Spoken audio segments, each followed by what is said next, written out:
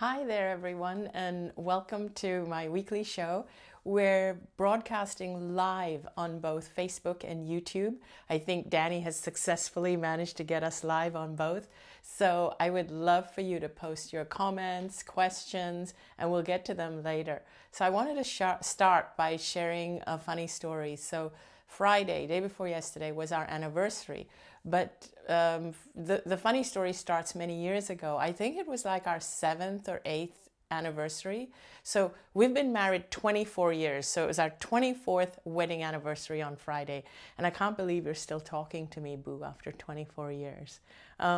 He's just nodding. So maybe it was about 16 years ago or something. And I had already been diagnosed with the lymphoma, but it wasn't really, at the end stages. I was still like mobile, able to go out and stuff like that. But we had been so preoccupied with everything that I had completely forgotten that our anniversary was coming up. So this is like way back in, I think it was 2004, somewhere there, 2003, 2004. And then I think it was a day or 2 days before the anniversary, I said, oh my God, it's our wedding anniversary. And now normally Danny is super romantic and both of us, we usually plan something for our anniversary. But that year, we were so preoccupied with things and me working on my healing because I was dealing with the illness. And so I thought that maybe we weren't going to do anything that year because he hadn't had time to plan anything. I hadn't had time to plan anything. So then I just said to him, oh, it's our anniversary. Shall we do something? And then he just kind of said, oh, I've been really busy as well. Why don't we just kind of do something casual, like go to Pizza Hut? And I said, Pizza Hut? And he said, yeah, Pizza Hut, like we used to do when we were dating or when we were a lot younger. And I said, okay. And that wasn't like him. So then I just said, okay. And so on the day of our anniversary, I was like in my jeans and t-shirt. And then he said, are you going to get changed? I said, well, we're just going to Pizza Hut. I don't really need to get changed. And he said, no, maybe because it's our anniversary, why don't you get dressed up a little bit better?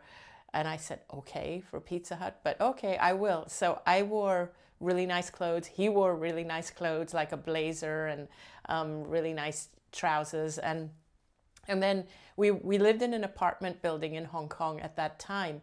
And we go down by the elevator and we come out the entrance. And I'm thinking that we're going to hail a cab, a taxi. But there's this limo waiting outside, like a limo with a chauffeur. And I immediately assume that limo is waiting for someone else in the building. But the chauffeur gets out, he's wearing a hat, and he opens the door when he sees us. So I look at Danny and I go, oh, he thinks we're the people that he's waiting for. And Danny goes, get in. And I said, what? Wait, but this is, and he goes, no, let's pretend we are the people that he's waiting for. I said, are you kidding? And I was so scared. And he like pushed me into the limo and then he got in the other side.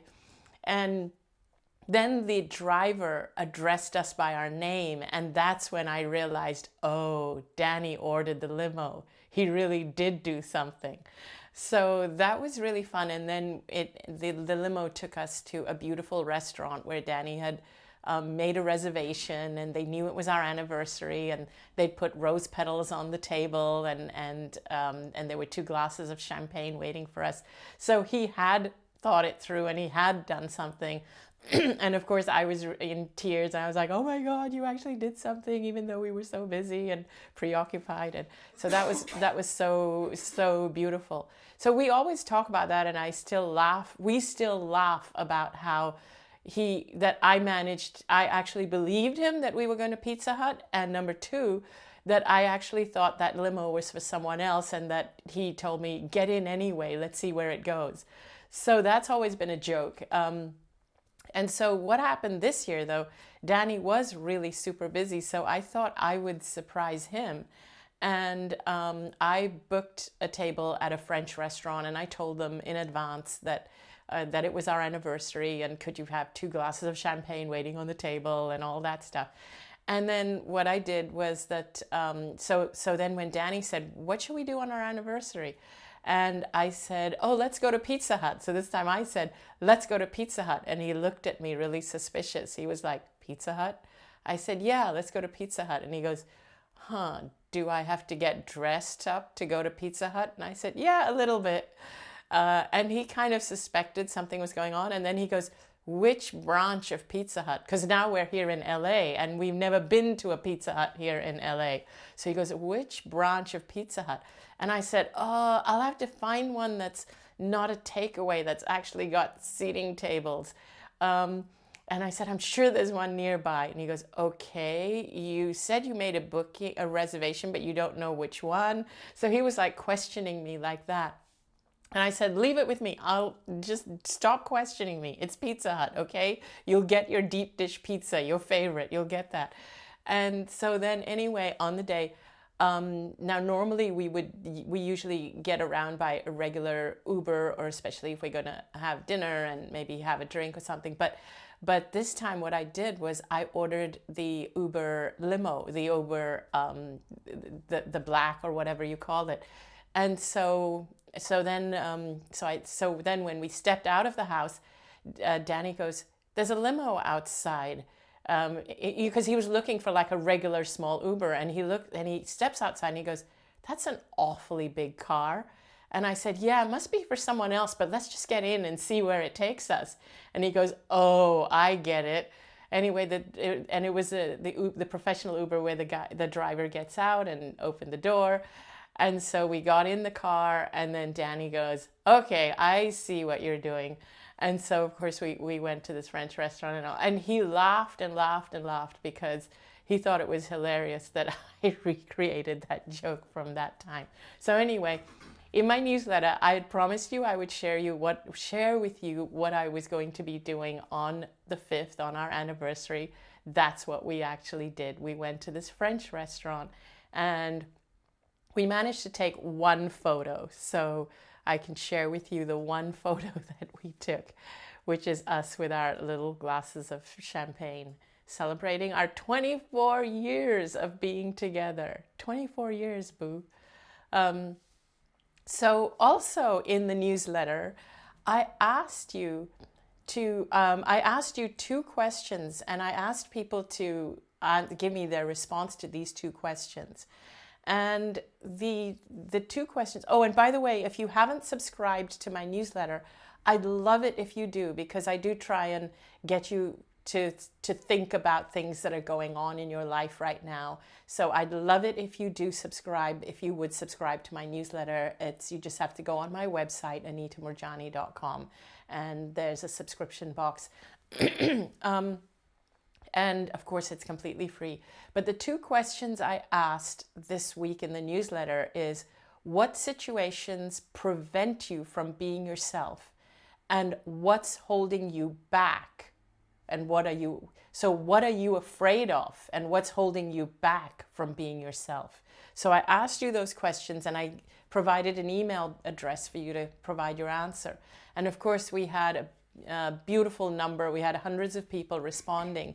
And I just wanted to ask Danny to maybe scroll up a few of the ones that I can share with the audience, because it's so interesting to really see what is preventing you from being authentic, what is preventing you from being yourself.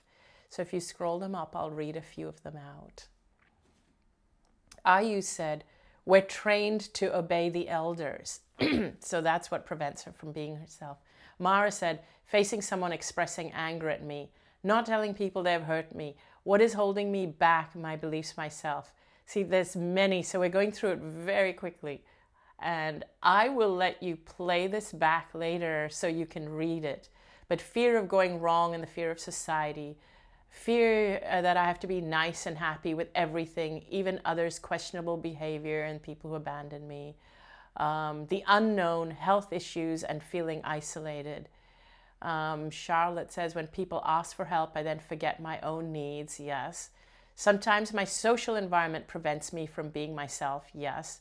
The fear of being rejected. Yes. If I'm in a group of friends, I find it difficult to show my feelings. Yes. So I think most of you will relate to so many of them, so many. And this was the topic that I was talking about last week, the fear of being yourself. It's always good to check in with yourself and to see where you're preventing yourself from being yourself, and what's holding you back from being yourself. What are you actually afraid of? And then once you identify the boogeyman, once you identify what it is, it becomes easier to overcome it. Which takes me actually to my next subject. So today's topic is don't be afraid to ask for help. But when I say don't be afraid to ask for help, I'm not just talking about help from loved ones and physical people. I'm talking about don't be afraid to ask for help from the other side. Don't be afraid to ask for help from your angels, from your loved ones, and all the beings that surround you. So one of the reasons we're afraid of being ourselves, and how this ties into last week's topic, is one of the reasons we're afraid of being ourselves is because we give our power away to people outside of us. We need the approval of people outside of us. And because we need the approval of people outside of us, we feel we have to please them. What I'm inviting you to do is to, instead of seeking the approval of the people outside of us and giving our power away to the people outside of us, I'm inviting you to invite your own spirit guides, your own soul, your own higher self into your life. This is what it means to live life from the inside out. Ask for help from your own guides, your own deceased loved ones, and don't hesitate to do that. Don't hesitate to ask them to support you and to be around you and to help you through this. And I want to give you some steps on how to do this, but I also want to tell you why it's important to do this. And in the meantime, I would love for you to send in your questions, particularly if it's around this topic. But you might find that I answer your questions before we reach the end of the video by what I'm about to say. But I would love to have a few questions so that Danny can ask me the questions after I finished sharing with you what I want to share. So the thing is, when I was on the other side, when I was in that near-death state, I realized I was surrounded by beings. And I recognized some of them, but I didn't recognize all of them. But they were all beings that were there to help me. They were beings of, like, I guess, of higher frequency. They were there to help me transition to the next level. Whether that next level was to come back and live at the next level, because I was certainly not living at my best level, because I was really struggling. So they were there to help me transition, whether to transition across and stay there, or whether it was to transition and come back, which is what ended up happening. But I was aware that I was surrounded by these beings. Some of them were my own deceased loved ones, but there were quite a few more that I didn't recognize from this lifetime.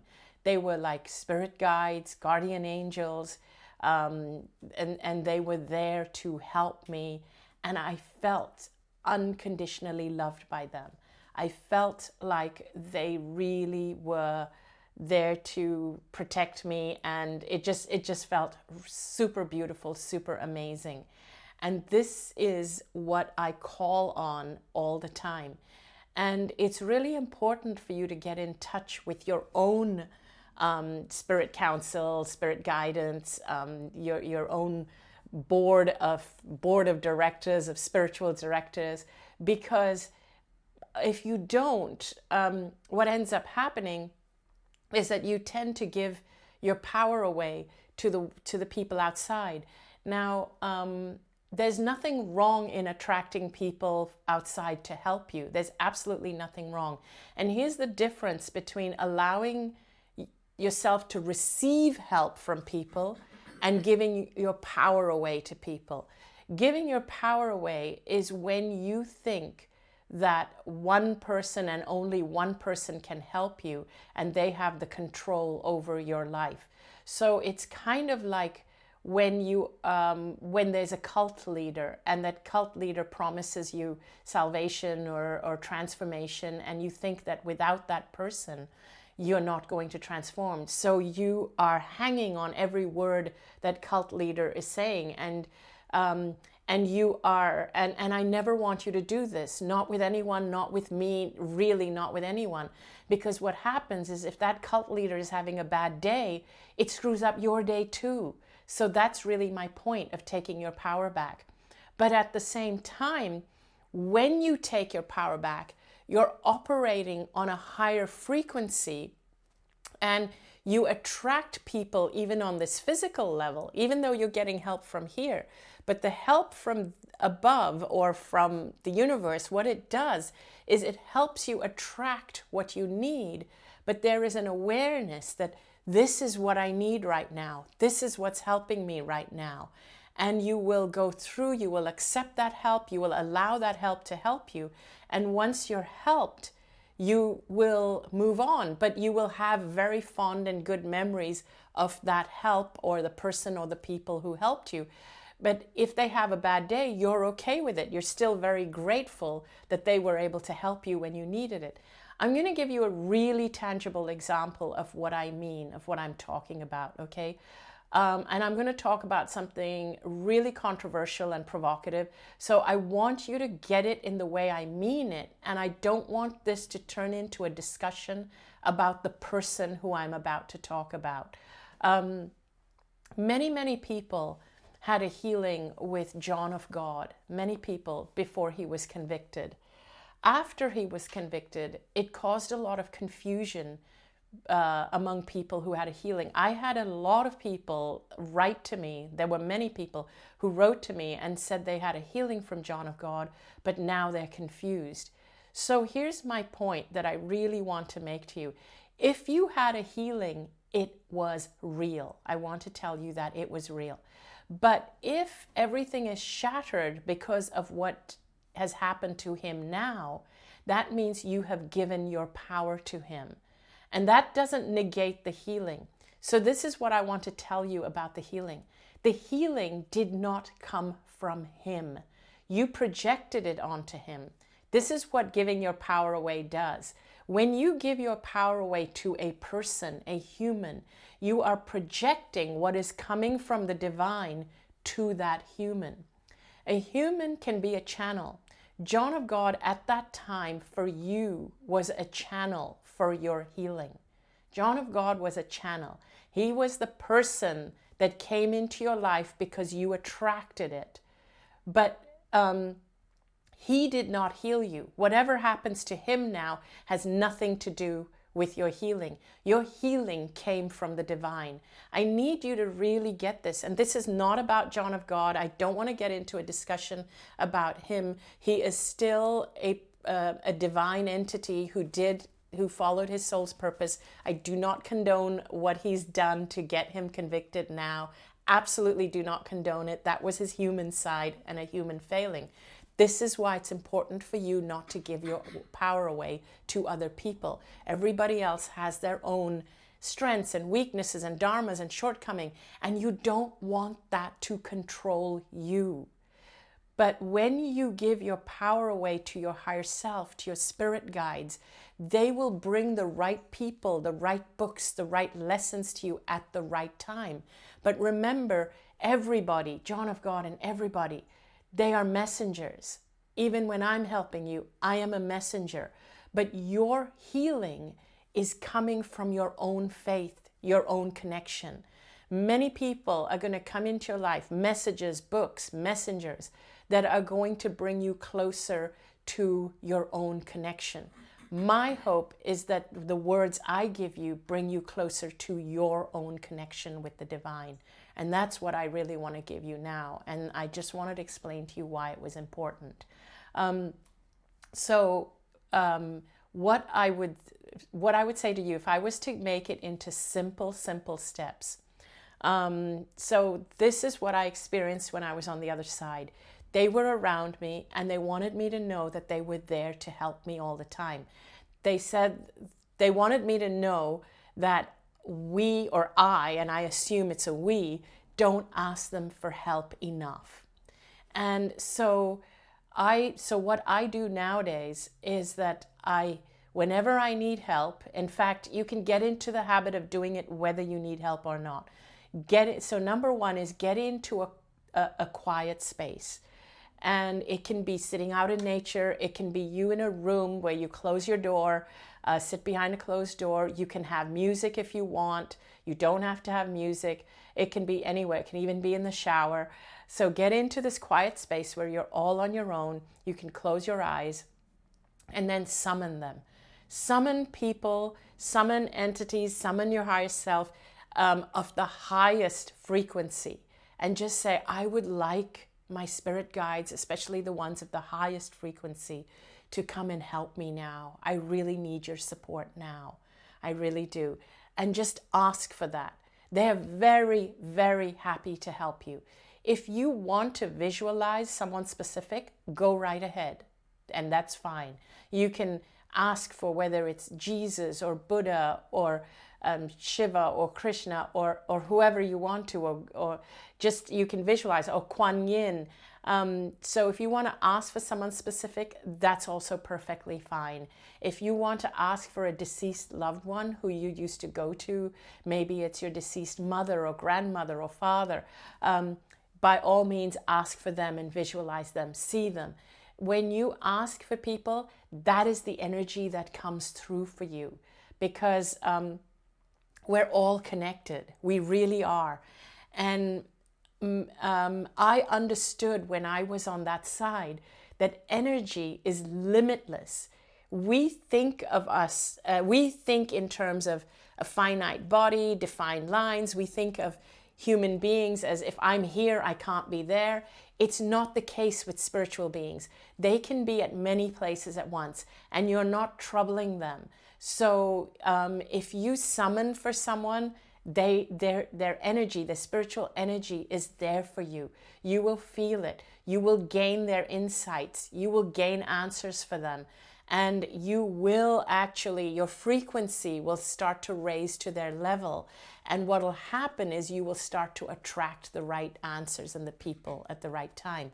So let me break this down into steps. Number one is get into a quiet place and summon your loved ones, whether it's someone specific, or you can even ask, identify yourself, let me know who you are. So the first one is summon for the right person. Step number two is be specific, ask for help. Say, I can't carry this on my shoulders anymore. Or say, in order for me to fulfill my purpose and be more effective, I really need you to take this weight off my shoulders. I really need you to help me. Help me heal, or help me gain some more insights as to why this is happening. Ask questions like that. Say, I need your help. That is totally fine to do that. It's like praying, just ask for it. So that's number two. Number three is let go. Once you've asked for it, don't interfere. Stop being super desperate and stop saying, okay, where is it now? I want it now. And don't interfere, and don't say, this is exactly how I want it. Now, so step number three is let go and distract yourself. Distract yourself by doing other things. Just get busy doing other things. And then number four is learn to receive.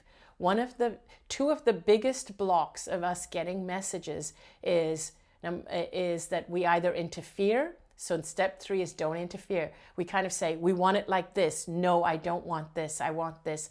And we don't listen to the messages. So step three is to listen to the messages and don't interfere. Don't say, oh my gosh, I need to be doing this. I want to be doing this instead. So don't interfere. And step four, learn to receive. I think step four is the bigger one because so many of you have so much trouble receiving. Many, many of you. And when I say learn to receive, it means allow yourself to receive what comes your way, even from other people, without immediately turning it into an obligation where, oh my gosh, if I receive this, I owe them something. I need to repay them immediately. I can just see that tape going on in your head because that was me. And you actually disrespect the gift that they're giving you when you do that, because you've turned their gift into an obligation. So allow yourself to receive, because when you open up to receiving, that's when you receive gifts from your angels as well. That's when you receive gifts from your guides. So your own inability to receive could be all that's preventing you from getting gifts from your guide. So just remember that. Step 1, 2, 3, 4 is get into a quiet place and summon them. Number 2, ask for help. Number 3, let go.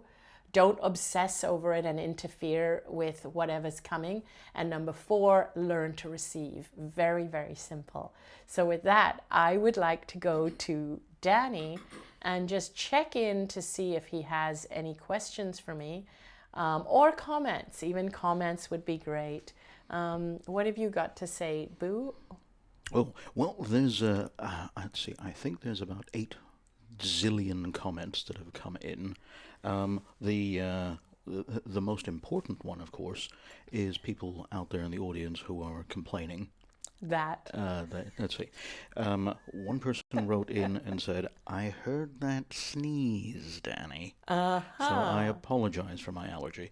Yeah, one day I must actually, stop taking the stuff that makes me sneeze and cough. I know, he likes cheese and all the stuff he's allergic to. Yes, but pizza. What's wrong with pizza? We both like pizza. Pizza's a food group, But anyway, I digress. Dana has a question who says, "Hey Anita, could you please share your perspective on how to live your true calling? I feel fears coming up when I think about being more visible with what truly matters to me, and I'm wondering how to deal with these fears so they won't stop me doing what I'm meant to do."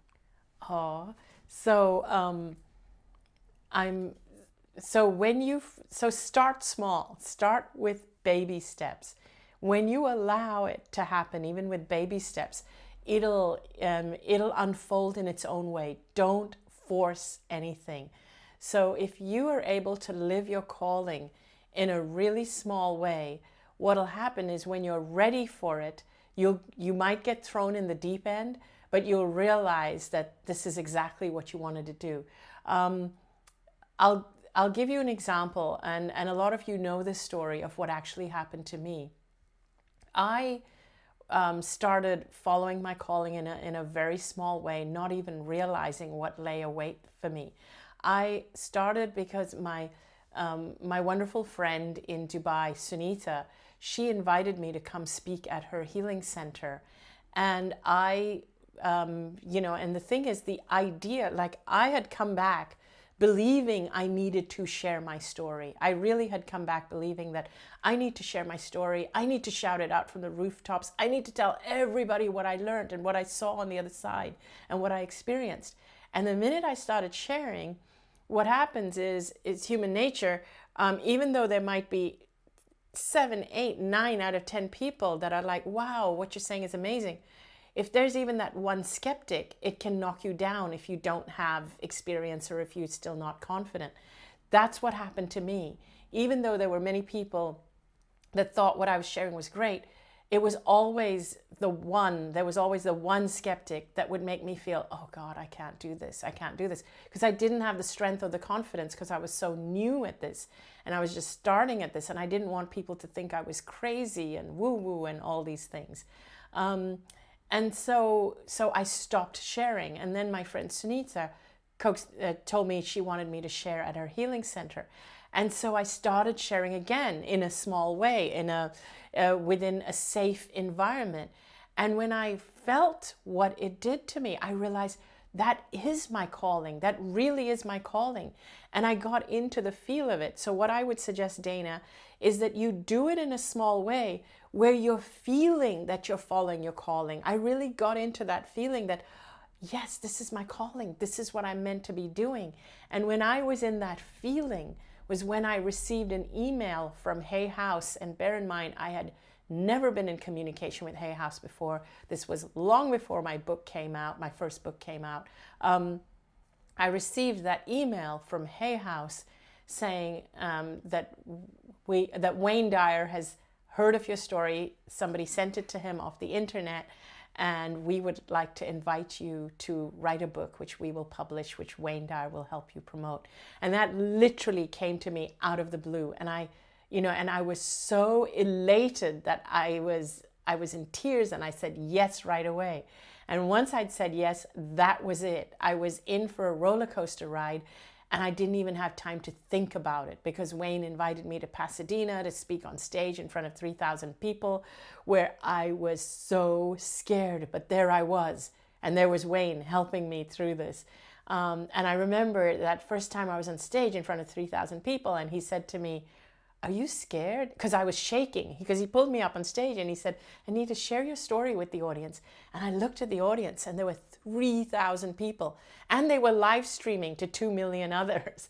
And I stood there and I was shaking. And he said, "Are you scared?" And I said, "Yes, I've never spoken in front of a big audience before." And he said, "You've been dead and back. What have you got to be scared about?" And I still remember I said this. I said, "It's easier being dead than it is to be public speaking." And everybody in the audience laughed. And when they cracked up, that's when I relaxed, and then I started talking. It felt completely surreal, completely guided. Dana, your only job is to feel it inside, not to actually make the outside work, not to figure out how to get there on the outside.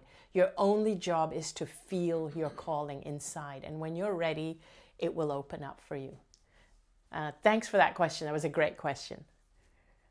And I'm going to turn to Boo and see if he has another one. We have another one, and this time I'm picking it up from the comments on YouTube. And Kim asks, "Hi Anita, how do you balance asking for help, letting go, operating on a different frequency without turning to woo-woo?" Maybe you do have to turn to woo-woo. There's nothing wrong with a little bit of woo-woo. We have to embrace our woo-woo. There should be a song about that. Don't mess with my woo-woo or something. I'm sure there is.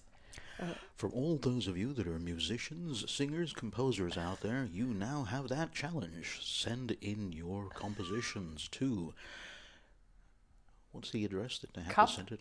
Oh, yes, exactly. Cup@AnitaMoorjani.com. Cup@AnitaMoorjani.com. Hang on, I'm going to push that up on the screen so that... Oh, cup@tea. Oh, sorry, it's... Cup@teawithanita.com. So let's put that challenge out again. For all of you singers, composers, songwriters, performers, you have that challenge. Come up with a song about not messing with woo-woo. Or embracing the woo-woo. Or there's nothing wrong with a bit of woo-woo. So, yeah, so to that... Could it be something like, shake your woo-woo, shake it? Yes. Oh, you're pretty good at that. I'm going to turn my microphone off. Yeah, there's nothing wrong with turning to woo-woo. But seriously to the question of how do you balance letting go, receiving, do you have the question handy? How do you balance letting go, receiving, and learning to receive? I'll repeat the question for you. Okay. And Kim says, "Hi Anita, how do you balance asking for help, letting go, operating on a different frequency without turning to woo-woo?" So, it's funny because to me, it's quite simple. You first you have to embrace your woo-woo. That's the title to the song, Embrace Your Woo-Woo. So first you have to embrace your woo-woo, and then when you turn inward, you ask for help. Then the next thing you say is, okay, I've asked for it. Now I'm going to go do something else. That's letting go. And then you're okay to receive. And whenever you receive something, you just be aware, oh, I just received something. I'm not going to turn it into an obligation. Simple as that. And if it's woo-woo, it's okay. I love that. Embrace your woo-woo. Maybe that should be the title of our next show. That could be very interesting. Or my next book. Debbie actually writes in on YouTube, and Debbie says, "It's not woo-woo, it's true." Yes, it's true. What used to be called woo-woo is true. And what we think is real is not as real as we think. That's exactly how I feel. You know, many years ago, there were people, skeptics, who approached me, who said that, oh my gosh, you know, they made me feel that I was delusional after I came out of the near-death experience, and I wanted to share what I'd learned with everybody. But there was a couple of people, not a lot, just a couple of people who were really, really skeptical, and they were like, no, you got to be realistic. You can't live your life like that. And it's like, of course we have to react to the outside world and blah, blah, you know, and they said, and so I said that, no, I'm going to try living the way that I learned. I have to honor it, because the person I used to be was the person that got cancer, and I didn't want to go back to being that person. So I had to honor it and live this way. And I said, I'm not going to go get a job for the sake of getting a job. I'm going to follow my calling and blah, blah.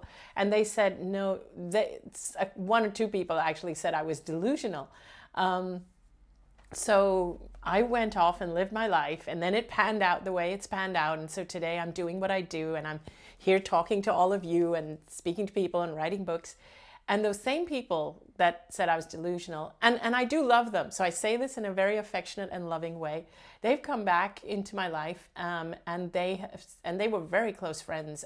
So they're back in my life, and they say to me, oh my gosh, I love your life. You're out there helping so many people, and I need you to help me, and my life is a mess, and what do I do to have what you have? And I say to them, I guess you have to be delusional. Hence, I say, embrace your woo-woo. And now we can go to the next question. Danny's just turning his head like he's rolling his eyes at me. And so do we have any just comments from people? Like, do people, what have you got to say? And then I think it's almost time for us to wrap up, but let's go into a few comments. Okay, there are, let me see. Okay, what I'm going to do is I'm going to scroll backwards on the YouTube comments, and read 5, and then scroll backwards on the Facebook comments. Let's see. Let's shout out to a couple of names. Thank you for tuning in. And then Danny's going to wrap it up with his amazing voice, as he always does. Okay, Simon M. says, don't be so blue, follow your woo. Oh, I like that. Let's see. Nettie Morris says, good morning. Let's see. Dana says, you help me sleep. I love the accent and the sound of your voice. Cindy says, thanks for all you do. My life has changed so much since I have your books and attended your events. Here's an interesting question. Oh, okay. How do I recognize my calling? And I'm going to apologize now because I'm going to pronounce this name wrong, and I believe it's a Vietnamese name. Let's see. It's Toi Hong Nguyen. I apologize for the mispronunciation, but Toi Hong writes, how do I recognize my calling? Oh, so a calling is something that you really feel with the heart. A calling is who you are. So a lot of people tend to say, oh, I need to find a career. Finding a career is very different from following your calling. Finding a career is something that you do. It's a doing. Following a calling is being who you are. So you recognize it when you're doing something and you don't feel like it's working, that you are working, not you don't feel like it's working. Sorry, I take that back. It doesn't feel as though it is work. It feels like your life's work is being who you are. So as an example, if it's someone who is an artist, a painter, someone who loves to do travel shows and travels around the world, someone who blogs stuff and interesting stuff, and they just love doing it and sharing it with the world. And what's happened is that there's a way for them to earn a living or to earn enough money to give them the freedom to continue to do what they love to do. So following your calling means that you are earning enough money to give you the freedom to continue to do what you do. and you will always have enough money to do that. And it really is about tuning inwards and saying, who am I? What have I been put on this world to be, on this planet? Am I someone who is here to be the most amazing mother to children, so that I can bring up the most amazing children who will go out and change the world, or amazing father? Or am I the person who has come here to change the world? It could be anything like that. It could be anything. So it could be something small, it could be something big. You have teachers at schools who feel this is their calling. They can't be doing anything else. They are just the most amazing teachers. But you even have people that work in, even you could have someone working in a corporate that has created a corporation and a corporate culture that is just that they live and breathe in it. That also, I know people who run restaurants. In fact, the little French restaurant we went to, Dominique's Kitchen, the chef and the owner and his wife, they run it, own it, they work in it. And you can tell how much they love it and how much passion they've put into it. This is their calling. Like, everything was so perfect about it, and you could tell that it wasn't, it wasn't a chain. It wasn't someone, they hadn't assigned it to other people. They took pride in it. So following your calling is when you just love being or doing that thing, that it doesn't feel like work, and you're on your path, when the universe is rewarding you financially so that you have the freedom to continue following it. And that means the universe is supporting you, that this is what you are meant to do. So we're going to make sure you're rewarded so that you can continue to do this. That's what following your calling is to me. So thanks for that great question. And I'll turn it over to Danny. Did you have anything more on your side? Well, I know we're supposed to wrap up. I know we're 2 minutes overdue, but there is one comment from Nettie. It's not a question, it's just a comment, so it's very quick. Nettie says, the older I get, the more I learn to truly embrace what I like and pursue that. I try to keep it simple, and that opens up ever-expanding joy for me. Oh, that's beautiful. That is such a beautiful note to end on. Thank you, Nettie, for that comment. Now, I've learned that at closing time, I always have to pass it over to Danny, because he says this better than I do. Well, I'm actually going to throw another spanner in the works. You know how with every newsletter, you always set a little bit of homework for the subscribers? Yes. Well, I'm wondering, would you, I'm going to give you a minute or so here to think about it. Would you like to set some kind of homework assignment for all the viewers? Yeah. And they can write in, they can actually either, if they're comfortable, write in their answers below this screen. Please point downwards. Right, of course, sorry. Yeah. They can actually write in their answers below the screen, or they can send it to that email address, which will pop up in a second once you've formulated the question.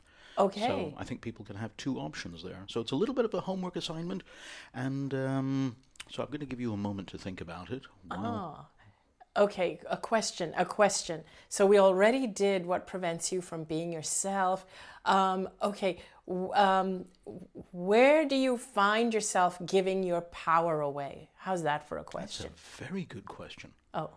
That is a very, very good question. Where do you find yourself, and in what situation do you find yourself giving your power away? What situations do you find yourself giving your power away? I'd love to see it in the comments below, or at this email address. Either one. We'd love to hear. So where do you find yourself, or what situations cause you to give your power away? Yay, that's a great idea. Would love to hear. When I hear from you, it inspires me to, it inspires the topics of these videos, because I like to know what are the areas that people are struggling with that I can delve deeper into. So I really appreciate your comments, your questions, stuff like that. And I know that we can never get into all the questions and they scroll by so fast and Danny can't catch them while I'm on the show. But believe me, I do skim through them and then they do inspire me for future videos. So they're not wasted. So please know that. And now I'm going to turn it over to you. Ah, right. So if you enjoyed the show, we would love to hear more about you. What did you enjoy about the show? What type of stuff would you like us to bring up in a future show? Yes.